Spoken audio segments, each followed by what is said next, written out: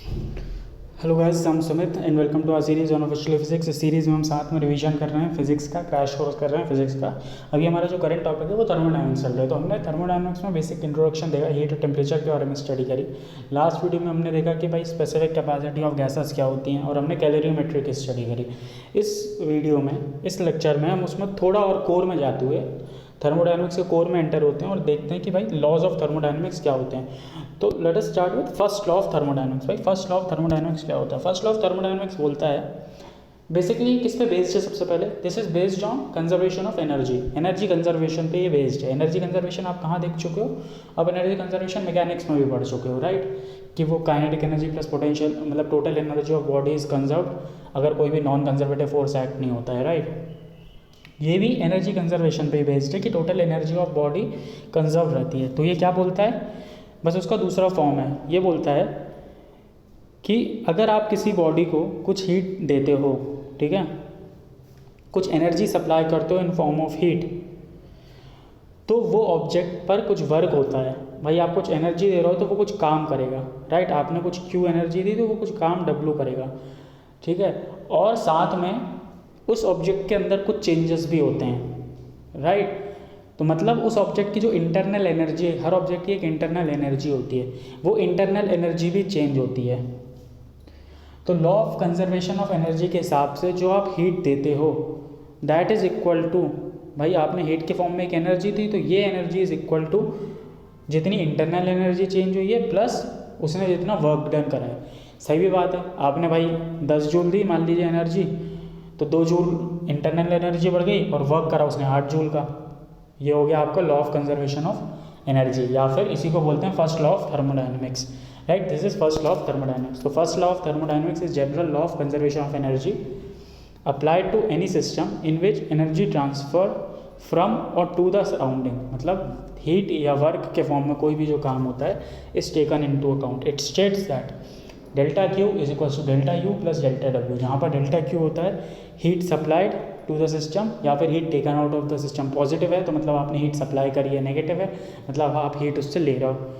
Delta W is work done by the system, ठीक है, जो सिस्टम काम कर रहा है। Delta U is change in internal energy of system, internal energy उसकी जितनी चेंज हो रही है। तो ये बेसिक है, ये बेसिकली है फर्स्ट लॉ ऑफ थर्मोडायनेमिक्स। इस वीडियो में इसी स्टेटमेंट के आधार पे हम आगे के कुछ एग्जाम्पल्स, कुछ एप्लीकेशन देखते हैं, राइट? अब थोड़ा हीट और वर्क के बारे में देख लेते हैं। भाई हीट क्या होता है? Heat is a form of energy, हम देख चुके हैं। वर्क क्या होता है? वर्क भी एक टाइप की एनर्जी ही होती है। भाई आप जब किसी बॉडी को कुछ एनर्जी देते हो, राइट, आपने फोर्स लगाया तो आप क्या होता है, वो उसके कारण वो मूव होता है तो कुछ वर्क डन होता है, ठीक है? तो फोर्स आप जो लगा रहे हो वो भी एक फॉर्म ऑफ एनर्जी हो गया। आप किसी, आपके पास एनर्जी है तभी तो आप फोर्स लगा पा रहे हो, राइट? तो वर्क भी एक मोड ऑफ एनर्जी ही होता है, उसका यूनिट भी सेम होता है, ठीक है? तो heat and work are two modes of energy transfer to the system, right? सही बात है। अब heat is energy transfer arising due to temperature difference between system and surrounding. ये बात हम देख ही चुके हैं। हीट क्यों होता है? Because of temperature difference. जो हीट का जो ट्रांसफर होता है वो क्यों होता है? Because of temperature difference between two bodies. अगर दो बॉडीज़ एक ही टेम्परेचर पर रहेंगी तो उनमें कोई भी हीट ट्रांसफ़र नहीं होगा। हाँ, लेकिन अगर दो बॉडीज़ हैं उनका टेम्परेचर अलग अलग है तो फिर उनमें हीट ट्रांसफ़र हो सकता है, डिपेंडिंग ऑन कौन सी उसकी डायरेक्शन कौन सी होगी, from hotter body to colder body. ये हम देख चुके हैं। नाउ वर्क क्या होता है? वर्क के बारे में थोड़ा देखते हैं। Work is energy transfer bought about by other means. भाई हीट तो हो गया टेम्परेचर डिफरेंस के कारण, बाय अदर मीन्स। क्या अदर मीन्स? जैसे कि moving a piston on cylinder containing the gas. Piston है, मतलब कोई सिलेंडर है, ठीक है, ये एक सिलेंडर है, उसमें एक ऐसा पिस्टन लगा हुआ है, ठीक है, उसमें एक ऐसा पिस्टन लगा हुआ है। तो जब गैस है अंदर तो गैस का कुछ प्रेशर है, तो जब आप इस पिस्टन को अंदर मूव करोगे या फिर मान लीजिए आपने इसको हीट सप्लाई करी, ठीक है, आपने इस कंटेनर को हीट सप्लाई करी, तो क्या होगा? जैसे ही आप हीट सप्लाई करोगे तो वो एक्सपैंड होने की कोशिश करेगा, राइट? उसका टेम्परेचर बढ़ेगा, टेम्परेचर बढ़ेगा तो pressure P V is equal to n R T. जब टेम्परेचर बढ़ेगा तो प्रेशर बढ़ने की कोशिश करेगा, तो प्रेशर बढ़ने की कोशिश करेगा तो इस पिस्टन पे फोर्स लगाएगा कुछ ज़्यादा, ठीक है? अभी इक्विलिब्रियम में, तो यहाँ जो फोर्स लग रहा है दैट इज इक्वल टू ये पिस्टन जो रेजिस्ट कर रहा है, अब क्या होगा, प्रेशर बढ़ेगा तो फोर्स यहाँ पर बढ़ेगा, तो ये थोड़ा मूव होगा। अब जब फोर्स लग रहा है और मूव हो रहा है तो वर्क डन होगा। तो यही यहाँ पर लिखा है कि भाई वर्क डन इज मीन्स जैसे कि moving a piston in a cylinder और बाई रेजिंग और लोअरिंग सम वेट कंसर्ट। ठीक है, जब वेट ऊपर नीचे होता है तो भी वर्क डन होता है, हम देख चुके हैं मैकेनिक्स में, राइट। तो वर्क डन क्या होता है, वर्क डन भी एक काइंड ऑफ एनर्जी है, एनर्जी का ट्रांसफर ही एक काइंड ऑफ, ठीक है। अब एनर्जी का ट्रांसफर कैसे, मान लीजिए कोई ऑब्जेक्ट रखा है, ठीक है, इसका मास m है, आपने इसको उठाया और ऊपर रख दिया, तो क्या हुआ, आपने कुछ वर्क डन करा, ठीक है, अगेंस्ट फोर्स ऑफ ग्रेविटी आपने कुछ वर्क डन करा, तो क्या हुआ, ये यहाँ पर था और आपने यहाँ पर रख दिया। अब वो वर्क डन करा तो वो एनर्जी कहाँ गई, कुछ एनर्जी लॉस हुई है ना, वो एनर्जी आपने वर्क डन करा तो इस बॉडी में ट्रांसफॉर्म हुई है in form of potential energy, इसकी पोटेंशियल एनर्जी बढ़ गई है। पोटेंशियल एनर्जी क्या होती है, mgh, हाइट बढ़ी तो पोटेंशियल एनर्जी, मतलब आपने बढ़ी तो आपने कुछ वर्क डन करा तो उसकी पोटेंशियल एनर्जी बढ़ी। तो इस तरह आपने वर्क डन भी एक फॉर्म ऑफ एनर्जी है, तो आपने एनर्जी ट्रांसफ़र कर दी, ठीक है। आपने कुछ काम करा, कुछ एनर्जी कम हुई, तो वो एनर्जी कहाँ गई, वो गई है in that object in form of potential energy, right. तो वर्क डन क्या होता है, जो बेसिक वर्क डन होता है वो होता है F.dx का इंटीग्रेशन, ठीक है, ये हम देख चुके हैं। अब अगर गैसेस के केस में बात करें तो फोर्स क्या होगा, फोर्स होगा प्रेशर इनटू एरिया, थोड़ी देर पहले पिस्टन के एग्जांपल से मैंने समझाया था, प्रेशर इनटू एरिया, राइट। अब एरिया इनटू dx क्या होता है, अगर ये एरिया है, ये छोटा सा डिस्टेंस dx कवर कर रहा है, तो ये this is nothing but volume, right, a dx is volume. तो P ये F dx हो जाता है इस तरह से, pressure into area into dx, a dx हो जाता है चेंज इन वॉल्यूम dv। तो वर्क डन होता है आपका, जो वर्क डन की बेसिक इक्वेशन होती है गैसेस के फॉर्म में वो होती है P dot dv, integration of P dot dv, यहाँ पर P होता है प्रेशर, dv होता है चेंज इन प्रेशर। ये हमने बात कर ली वर्क डन की। अब थोड़ी बात करते हैं इंटरनल एनर्जी की। भाई इंटरनल एनर्जी क्या होती है सिस्टम की, पहले तो internal energy of a system is sum of kinetic energy and potential energy of molecular constituent of system, ठीक है। कोई भी सिस्टम है, मतलब कोई भी गैस है या कुछ भी गैशियस, कोई भी गैस है, पानी है, सॉलिड ऑब्जेक्ट है, कुछ भी है, ठीक है, तो उसमें कुछ मॉलिक्यूल्स होते हैं, सही बात है। अब उन मॉलिक्यूल्स की कुछ काइनेटिक एनर्जी होगी और उन मॉलिक्यूल्स की कुछ पोटेंशियल एनर्जी भी होगी, ठीक है। काइनेटिक एनर्जी उसके मूवमेंट किससे होती है, पोटेंशियल एनर्जी की होगी, उन मॉलिक्यूल्स की भाई कुछ फोर्स ऑफ अट्रैक्शन होगा, कुछ फोर्स ऑफ रिपल्शन होगा, जो भी होगा मॉलिक्यूलर कुछ फोर्सेस होंगे, उनके कारण कुछ पोटेंशियल एनर्जी होगी। तो ये जो हर मॉलिक्यूल की काइनेटिक एनर्जी और हर मॉलिक्यूल की जब पोटेंशियल एनर्जी का आप सम कर दोगे तो वो जो सम होता है that is equal to internal energy of system, ठीक है। तो it is sum of kinetic energy and potential energy of molecular constituent of system, ठीक है। अब it does not include overall kinetic energy of system. इसका क्या मतलब है, इसका मतलब है मान लीजिए ये आपके पास एक जार है, ठीक है, इस जार में कुछ गैस है, मान लीजिए हाइड्रोजन गैस है, ठीक है। तो हाइड्रोजन के मॉलिक्यूल्स होंगे, तो इन मॉलिक्यूल्स की जो मूवमेंट है, ठीक है, ऐसे ऐसे मूव हो रहा है, वो काइनेटिक एनर्जी और मॉलिक्यूल की जो पोटेंशियल एनर्जी है, इनका सम हो गया इंटरनल एनर्जी। मान लीजिए अब ये जार मूव कर रहा है वेलोसिटी v से, ठीक है, और इसका मास m है, तो ये जो हाफ mv² है, ये जो ओवरऑल काइनेटिक एनर्जी है, ये इंटरनल एनर्जी में ऐड नहीं होती है, ठीक है। इंटरनल एनर्जी में ये वाली काइनेटिक एनर्जी ऐड नहीं होगी, इसका ये मतलब है। It is directly proportional to temperature change. जो इंटरनल एनर्जी होती है वो डायरेक्टली टेम्परेचर चेंज के प्रोपोर्शनल होती है, राइट। ऊपर इक्वेशन आपको दिख रही है, internal energy is equal to NCV delta T, जहाँ पर N होता है आपका number of moles, right.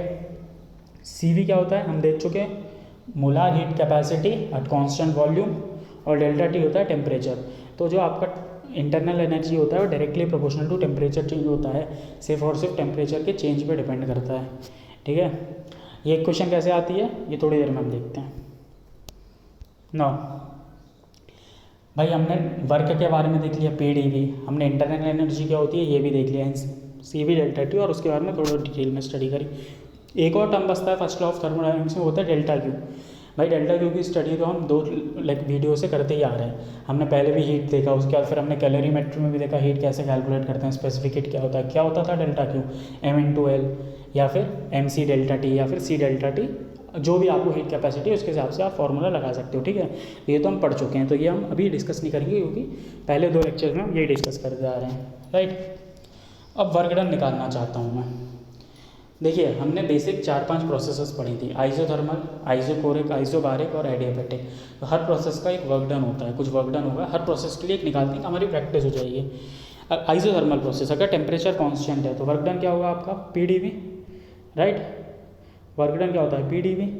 Temperature constant है तो प्रेशर क्या हो सकता है, PV is equals to nRT, right. PV is equals to nRT। अब टेम्परेचर तो कांस्टेंट है तो nRT/V को मैं प्रेशर रख देता हूँ, प्रेशर इज nRT/V।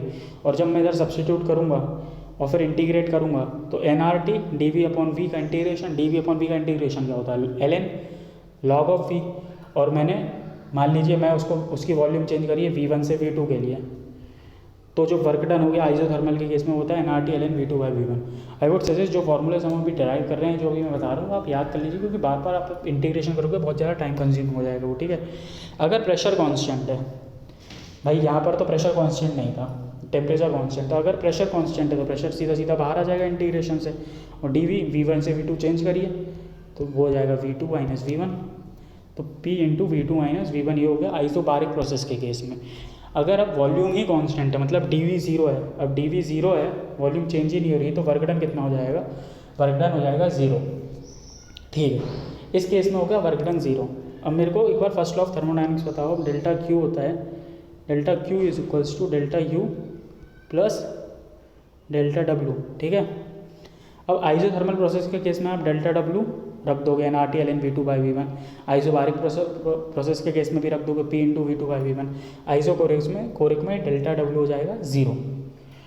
और अगर आपको हीट या इंटरनल एनर्जी में से कुछ एक फाइंड करना हो और दूसरा दिया हो तो आप कर सकते हो फर्स्ट लॉ ऑफ थर्मोडायनेमिक्स में, ठीक है। अब अगर आपको वर्क डन मालूम है, अब आइसोकोरिक प्रोसेस में डेल्टा W होता है 0, ठीक है। इसका मतलब है for isochoric process delta Q is equals to delta U। Isochoric process में क्या होता है, वॉल्यूम होता है कांस्टेंट, डेल्टा V हो जाता है 0। इसका मतलब है this is a constant volume process, और कांस्टेंट वॉल्यूम प्रोसेस में जो हीट होती है वो कितनी होती है, हीट कैपेसिटी होती है, मोलार हीट कैपेसिटी होती है CV। तो जो हीट होती है कांस्टेंट वॉल्यूम प्रोसेस में that is equal to N into CV into delta T, right. यहाँ पर CV है मोलार हीट कैपेसिटी, तो NCV डेल्टा T होती है कांस्टेंट वॉल्यूम प्रोसेस में हीट, ये हम देख चुके हैं। और हमने अभी देखा कांस्टेंट वॉल्यूम प्रोसेस में delta Q is equals to delta U, तो डेल्टा U हो जाता है NCV डेल्टा T, ठीक है। तो जो आपने यहाँ पर इक्वेशन देखी थी NCV डेल्टा T, वो कैसे डराइव होती है ये भी अब आपको मालूम चल गया है। अब एक प्रोसेस बचती है एडियाबैटिक प्रोसेस। एडियाबैटिक प्रोसेस में हीट कांस्टेंट रहती है, ना हीट सप्लाई होती है ना हीट वेस्ट होती है, ठीक है। कोई कंटेनर ऐसा है तो ना इसमें हीट बाहर से अंदर आएगी, ना इस कंटेनर के अंदर से हीट बाहर जाएगी, दोनों ही प्रोसेस पॉसिबल नहीं होती हैं, राइट। एडियाबैटिक प्रोसेस में PV की पावर गामा कांस्टेंट होता है, ठीक है। ये एडियाबैटिक प्रोसेस की इक्वेशन होती है, राइट। जैसे उसमें जैसे नॉर्मल इक्वेशन होती है PV इक्वल टू nRT, तो फॉलो करता ही है, ऐसा नहीं है वो नहीं करता, लेकिन PV की पावर गामा इज कांस्टेंट, ये एडियाबैटिक इक्वेशन की प्रोसेस होती है, ठीक है। जहाँ पर गामा होता है रेशियो ऑफ CP/CV। CP क्या है, molar heat capacity at constant pressure, CV क्या है, molar heat capacity at constant volume, और CP माइनस CV क्या होता है, R, capital R, universal gas constant. तो PV की power gamma equal to constant. तो जब आप PV की पावर गामा कांस्टेंट होता है, ठीक है, और PV is equals to nRT, इन दोनों इक्वेशन को एक साथ सॉल्व करते हो, ठीक है, और वर्क डन PdV में सब्सटीट्यूट करते हो, तो जो वर्क डन की इक्वेशन आती है वो कुछ ऐसी आती है, P1V1 minus P2V2 upon gamma minus 1। मतलब अगर प्रोसेस 1 से 2 में जा रही है, ठीक है, अगर पॉइंट 1 से पॉइंट 2 में जा रहा है, P1, V1 से P2, V2 पे जा रही है प्रोसेस, तो जो वर्क डन होगा वो होगा P1V1 minus P2V2 upon gamma minus 1, ठीक है। जहाँ पर गामा क्या होता है, गामा होता है रेशियो ऑफ CP/CV, राइट। तो this is work done in case of adiabatic process. और अगर PV की पावर गामा कांस्टेंट और PV इक्वल टू nRT को मैं सॉल्व करूँ तो एक और आ जाता है, जैसे आप खुद ही देख लीजिए, प्रेशर को रख दीजिए आप, PV की power gamma is constant, PV कितना होता है nRT, ठीक है। तो PV इज nRT, इन दोनों को डिवाइड कर लो, दोनों को डिवाइड कर लो, तो क्या होगा, V की पावर गामा माइनस 1, P से P कैंसिल हो गया, is equal to C upon nRT, ठीक है। C कांस्टेंट है, N कांस्टेंट है, R कांस्टेंट है, ठीक है। किसी भी गैस के लिए टेम्परेचर चेंज हो सकता है, C, N और R तो कांस्टेंट है, ठीक है, तो टी को यहाँ ले जाइए, इसका मतलब टी इंटू वी की पावर गामा माइनस वन भी कॉन्स्टेंट हो गया। ये पी वी की पावर गामा से अपन ने डिराइव करा है, चाहो तो याद भी रख सकते हो, टी इंटू वी की पावर गामा माइनस वन भी कॉन्स्टेंट होता है, राइट। नाउ फर्स्ट लॉ के एप्लीकेशन क्या है, फर्स्ट लॉ जो है उसी का थोड़ा सा मतलब एक्सपेंशन बोल सकते हो। अगर एडियाबैटिक प्रोसेस है भाई, आप तो फर्स्ट लॉ की इक्वेशन याद रख लो, मैं नीचे लिख देता हूँ, delta Q is equals to delta U plus work done, ठीक है। अब अगर प्रोसेस एडियाबैटिक है तो क्या होगा, क्यू ज़ीरो होगा, ठीक है। क्यू ज़ीरो है तो इसका मतलब डेल्टा यू यहाँ पर आ जाएगा, Q is zero, delta U यहाँ पर आएगा, तो delta U is equals to negative of work done, ठीक है, ये क्लियर है। अब अगर कांस्टेंट वॉल्यूम प्रोसेस है तो हम देख चुके हैं कांस्टेंट वॉल्यूम प्रोसेस में वर्क डन जीरो होता है, पी डी वी ज़ीरो है, तो इसका मतलब है जो डेल्टा क्यू है, जो हीट सप्लाइड है, ठीक है, या फिर हीट जो ऑब्जॉर्व करी ऑब्जेक्ट ने, दोनों एक ही बात हो गई ना, हीट जो आप सप्लाई कर रहे हो या हीट वो ऑब्जॉर्व कर रहा है, that is equal to change in internal energy, ठीक है, ये भी क्लियर है। अब अगर साइक्लिक प्रोसेस है, एक और इंटरेस्टिंग चीज़, अगर एक साइक्लिक प्रोसेस है, मतलब साइक्लिक प्रोसेस क्या हो गया, मान लीजिए पीवी ग्राफ है, प्रोसेस यहाँ से चालू होती है और वो ऐसे घूम घाम के वापस यहीं पर आ जाती है, साइक्लिक है, वापस इनिशियल पॉइंट पे आ जाती है। तो अगर ऐसा है तो जो डी यू है वो ज़ीरो होता है, ठीक है, this is a thing you must remember. जो आपकी चेंज ऑफ इंटरनल एनर्जी होती है वो एक स्टेट प्रॉपर्टी होती है, कहने का मतलब इंटरनल एनर्जी सिर्फ और सिर्फ टेम्परेचर पर डिपेंड करती है, फाइनल और इनिशियल, ठीक है, वो इस चीज़ पे डिपेंड नहीं करती है कि आपने कौन सा पाथ लिया है, वो सिर्फ और सिर्फ फाइनल और इनिशियल स्टेट पे डिपेंड करती है और स्टेट वेरिएबल्स पे डिपेंड करती है, ठीक है। फॉर एग्जांपल स्टेट वेरिएबल्स क्या होगा, पी वी टेम्परेचर, ये सारे स्टेट वेरिएबल्स बोलते हैं। क्यों बोलते हैं, क्योंकि प्रेशर, वॉल्यूम और टेम्परेचर ये डिफाइन करते हैं कि भाई आपकी जो गैस है वो किस स्टेट में है, उसकी क्या हालत है, भाई कितना प्रेशर है, कितना वॉल्यूम है, क्या टेम्परेचर है, वही तो ये डिफाइन, ये तीनों चीज़ें, ये तीनों प्रॉपर्टीज ही तो डिफाइन करती हैं गैस किस हालत में है, ठीक है। तो इसलिए इनको बोलते हैं स्टेट वेरिएबल्स। तो जो आपकी इंटरनल एनर्जी है वो सिर्फ और सिर्फ गैस की फाइनल और इनिशियल स्टेट पे डिपेंड करती है, उसको फ़र्क नहीं पड़ता कि आप प्रेशर चेंज करके P1 से P2 कैसे ले जा रहे हो, ठीक है, आप ऐसे ले जा रहे हो, ऐसे ले जा रहे हो, ऐसे ले जा रहे हो, उसको फ़र्क नहीं पड़ता है, काइंड ऑफ डिस्प्लेसमेंट, ठीक है। डिस्प्लेसमेंट भी फाइनल और इनिशियल पोजीशन पे डिपेंड करता है, उसी तरह आपकी इंटरनल एनर्जी भी फाइनल और इनिशियल स्टेट पे डिपेंड करती है, उसको पाथ, उसको रास्ते से कोई मतलब नहीं है, ठीक है। साइक्लिक प्रोसेस में डी यू ज़ीरो होता है क्योंकि वो वापस उसी पोजीशन पे आ जाता है, तो उसकी इंटरनल एनर्जी में कोई चेंज नहीं होता है। तो इस केस में क्या हो जाएगा, Q is equals to W, क्योंकि यू तो आपका ज़ीरो हो गया है।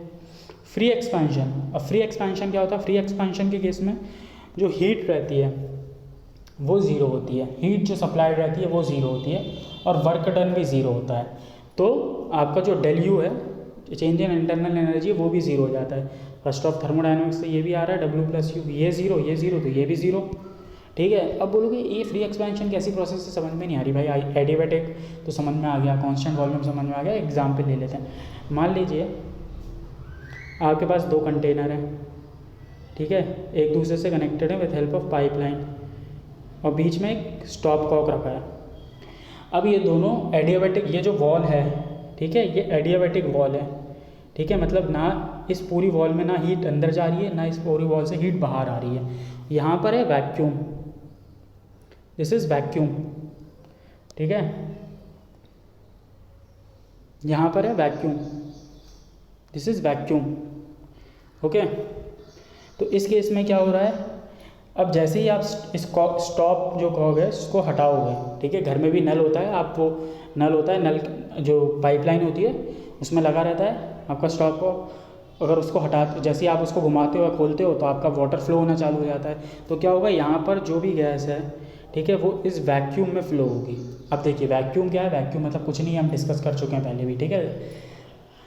तो जब ये गैस फ्लो होगी तो यहाँ पर कुछ अपोज करने के लिए नहीं है, वैक्यूम मतलब खाली स्पेस, जब कुछ अपोज करने के लिए ही नहीं है, देखिए अब हीट तो ज़ीरो हो गई है, जब कुछ अपोज करने के लिए ही नहीं है तो ये जो वर्क डन करेगी किसी चीज़ के खिलाफ वर्क डन ही नहीं करेगी, आराम से बह जाएगी, ठीक है, तो वर्क डन ज़ीरो हो जाएगा। हाँ, अगर यहाँ पर कुछ दूसरी गैस होती या कुछ होता तो जब ये यहाँ जाने की कोशिश करते तो उस दूसरी गैस के मॉलिक्यूल्स उससे टकराते, वो रोकने की कोशिश करते, तो हो सकता है वो कुछ वर्क डन करना पड़ता। ठीक है, लेकिन वैक्यूम के केस में तो कुछ और है ही नहीं, कोई फोर्स ही नहीं है जिसके खिलाफ वो काम करेगा। ठीक है, तो जो वर्क डन है वो ज़ीरो है। ठीक है, तो वर्क डन भी ज़ीरो हो गया। तो ये होती हैं फ्री एक्सपेंशन वाली प्रोसेसेस, जिसमें ना हीट सप्लाइड होती है क्योंकि एडियाबैटिक वॉल थी, ना वर्क डन हुआ क्योंकि कोई चीज़ ही नहीं थी अपोज करने के लिए, तो इसकी जो इंटरनल एनर्जी है वो भी ज़ीरो हो गई। तो ये भाई आपके कुछ फर्स्ट लॉ से आप कैसे चीज़ों को सॉल्व कर सकते हो उनके एग्जाम्पल हैं। अब दो और छोटी सी चीज़ें होती हैं, हीट इंजन और हीट रेफ्रिजरेटर। हीट इंजन एक ऐसा डिवाइस होता है, ठीक है, is a device in which system undergoes a cyclic process resulting in conversion of heat to work. मतलब वो हीट लेता है और कुछ काम करता है। ठीक है, ये आपका हीट इंजन हो गया। और इस बीच में कुछ एनर्जी वेस्ट भी हो जाती है, कुछ हीट वेस्ट भी हो जाती है। उसने Q1 लिया तो Q2 वेस्ट हो गई और बची हुई हीट का उसने काम कर दिया। राइट, तो इसकी जो एफिशिएंसी होगी वो कितनी होगी, वर्क डन अपॉन जितनी हीट उसने ली थी। सिंपल है, एफिशिएंसी यही होती है। वर्क डन क्या हो गया, वर्क डन आपका हो गया, ये गलत है, आपका जो हीट सप्लाइड थी वो थी Q1, वर्क डन था W, वर्क डन का कितना हो गया Q1 माइनस Q2। सही बात है, Q1 भाई Q1 एनर्जी दी थी, Q2 वेस्ट होगी, बाकी का काम कर दिया तो वर्क डन होगा Q1 माइनस Q2, वही है एनर्जी कंजर्वेशन। तो ये हो गया आपकी एफिशिएंसी। इसको और थोड़ा सॉल्व कर लो तो ये आ जाएगा 1 minus Q2 by Q1, this is your efficiency. अब रेफ्रिजरेटर क्या होता है, या फिर इसको हीट पंप भी बोलते हैं, हीट इंजन और हीट पंप।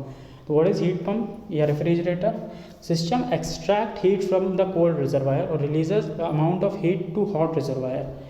ठीक है, with work done on system. ये क्या करता है, ये सिंक से हीट लेता है, मतलब ठंडी जगह से हीट लेता है और गर्म जगह पे हीट दे देता है।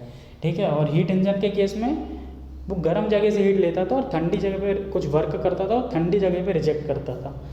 इसमें उल्टा होता है, ये सिंक से हीट लेके सोर्स पे, मतलब सिंक का सोर्स क्या, ये ठंडे ऑब्जेक्ट से हीट लेके गर्म ऑब्जेक्ट को रिलीज़ करता है, तो ये हीट पंप होता है। Right, this is heat pump. तो thank you guys, that's it for today. हमने फर्स्ट लॉ ऑफ थर्मोडायनामिक्स देखा, हमने फर्स्ट लॉ ऑफ थर्मोडायनामिक्स से एप्लीकेशन देखा, वर्क डन देखा कैसे होता है, इंटरनल एनर्जी के बारे में डिस्कस करा कि वो स्टेट प्रोसेस होती है, एनसीवी डेल्टा टी होता है। हमने हीट के बारे में तो पहले ही पढ़ चुके थे। एप्लीकेशन ऑफ वर्क डन देखी, वर्क डन के अलग अलग फॉर्मूले निकाले, एप्लीकेशन ऑफ थर्मोडायनामिक्स देखी हमने, हीट पंप और रेफ्रिजरेटर के बारे में पढ़ा, उसकी एफिशिएंसी का फॉर्मूला देखा 1 minus Q2 by Q1। Right, तो दीज वर द थिंग्स जो फर्स्ट लॉ ऑफ थर्मोडायनामिक्स से रिलेटेड हैं, और इन्हीं चीज़ों के बेसिस पे आपको क्वेश्चन आ जाएगा। क्वेश्चन कैसे आएंगे, आपको हीट डेल्टा क्यू दे रहेगा, डेल्टा यू दे रहेगा, डेल्टा डब्ल्यू निकालना है, या वर्क डन दिया है या वर्क डन निकालने का दे दिया, बाकी सारे वेरिएबल्स दिए, वर्क डन के आपको फॉर्मूला मालूम है तो वर्क डन निकाल लो। राइट, ऐसे क्वेश्चन आ सकते हैं। तो guys that's it for today, thank you.